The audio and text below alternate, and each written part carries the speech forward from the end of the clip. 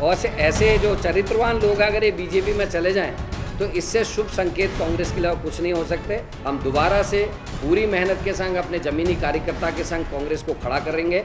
इस पोस्टर पर कैची चलती हुई नजर आ रही है और कांग्रेस के पूर्व नेता की फोटो को काटा जा रहा है। ये तस्वीरें चमोली की हैं क्योंकि चमोली के बद्रीनाथ विधानसभा सीट से कांग्रेस के विधायक राजेंद्र भंडारी ने कांग्रेस से इस्तीफा दे दिया और बीजेपी का दामन थाम लिया, जिसके बाद कांग्रेसी कार्यकर्ता भड़क गए और उन्होंने उनकी तस्वीर को पोस्टर से हटा दिया। और सिर्फ उनकी तस्वीर को नहीं, उनकी पत्नी जो कि चमोली की जिला अध्यक्ष हैं, उनकी तस्वीर को भी पोस्टर से काटकर हटा दिया गया। साथ साथ करण माहरा ने भी उन नेताओं पर तंज कसा जिन्होंने कांग्रेस का साथ छोड़ा और बीजेपी को घेरते हुए कहा कि बीजेपी के पास वॉशिंग मशीन है जहां नेता जाते हैं और धुल जाते हैं। इस पूरी रिपोर्ट में मैं आपको बताऊंगा कि क्यों अब बड़ा विवाद हो रहा है और कांग्रेस ने उन नेताओं को क्या सजा दी है जिन्होंने पार्टी का दामन छोड़ा है, वो भी इस रिपोर्ट में मैं आपको बताऊंगा। नमस्कार, आप देख रहे हैं उत्तराखंड तक, मैं हूं आपके साथ विजय नेगी। लगातार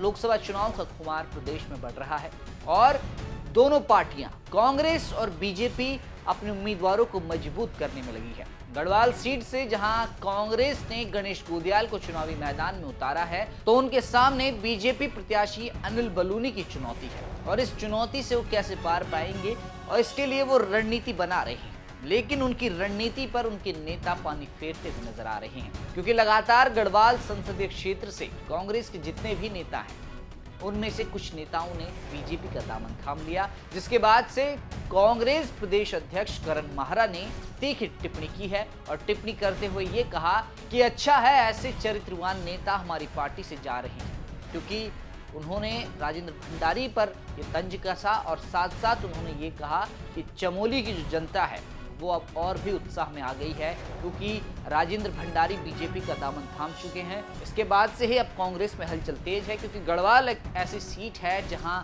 चमोली, रुद्रप्रयाग, पौड़ी और कोटद्वार के लोग अपना मत डालते हैं। देखना यह है इस बार कि क्या गढ़वाल सीट पर कांग्रेस इस बार फतेह कर पाएगी, क्योंकि तैयारियां काफी जोरों शोरों से की जा रही है।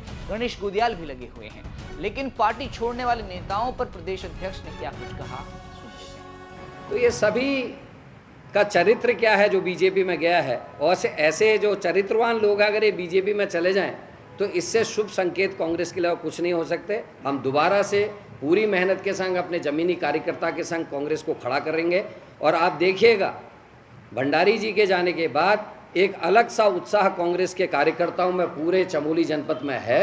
वो ये पूछ रहे हैं कि चमोली में मरने वाले 17 लोग जो करंट से मरे और जोशीमठ बर्बाद हुआ, हमारी बेटी अंकिता को न्याय नहीं मिला, केदारनाथ में सोने की चोरी भी उसकी अभी तक जांच नहीं बैठी, उसके बाद भी भंडारी अपने लालच में, अपने को बचाने के लालच में बीजेपी में गए हैं। हम पूरी ताकत से भंडारी की जाने के बाद जो घर बैठे हुए निष्क्रिय कार्यकर्ता थे वो भी कल से घरों से बाहर निकले हैं, जो हमारे लिए उत्साह बढ़ाने वाला है।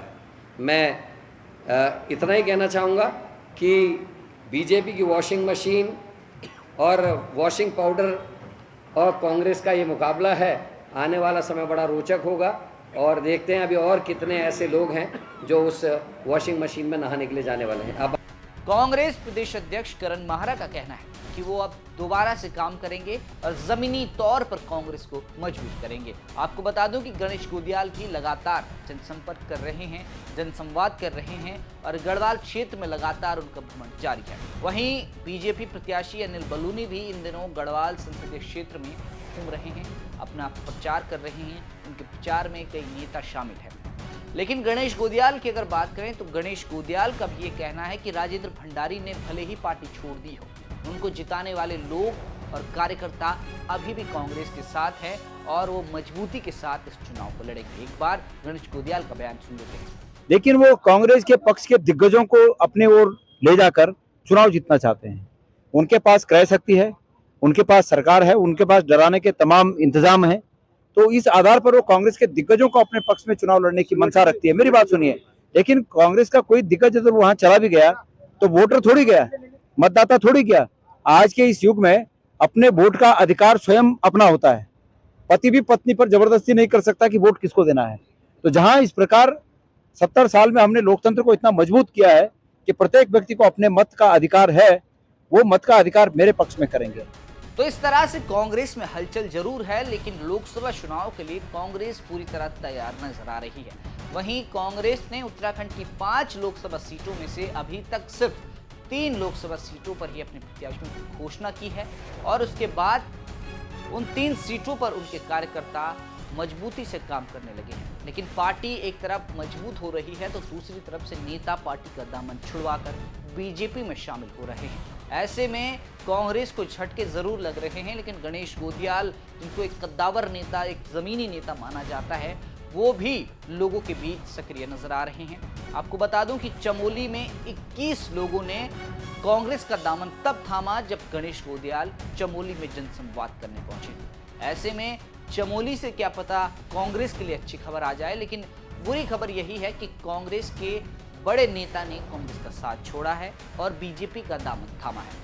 राजेंद्र भंडारी की अगर बात करें तो राजेंद्र भंडारी बद्रीनाथ विधानसभा से विधायक थे और उन्हें कांग्रेस के टिकट पर चुना गया था। गढ़वाल संसदीय सीट के अंतर्गत 14 विधानसभा आती हैं और उन 14 में से सिर्फ एक सीट पर कांग्रेस का विधायक था और वो सीट पर जो विधायक था उसने भी अब कांग्रेस का साथ छोड़ दिया है, बीजेपी का दामन थाम लिया है और उनकी विधानसभा सदस्यता समाप्त कर दी गई।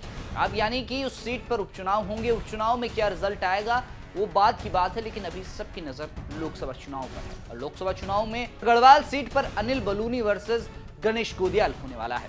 इस पर कौन अब इस चुनावी मुकाबले को जीतता है ये तो 4 जून को पता चलेगा, लेकिन दोनों नेता अपने पार्टी के कद्दावर नेता हैं और दोनों की छवि उत्तराखंड में काफी साफ है। अब देखना यह होगा कि इस लोकसभा चुनाव में गढ़वाल सीट पर कौन सा प्रत्याशी अपनी पार्टी को जिता पाता है। क्या दोबारा से बीजेपी क्लीन स्वीप करेगी या फिर इस बार कांग्रेस का खाता खुल सकता है? आपको क्या लगता है? अपनी राय कमेंट बॉक्स में जरूर रखें। फिलहाल के लिए इतना ही। लोकसभा चुनाव से जुड़ी तमाम खबरों के लिए देखते रहिए आप उत्तराखंड।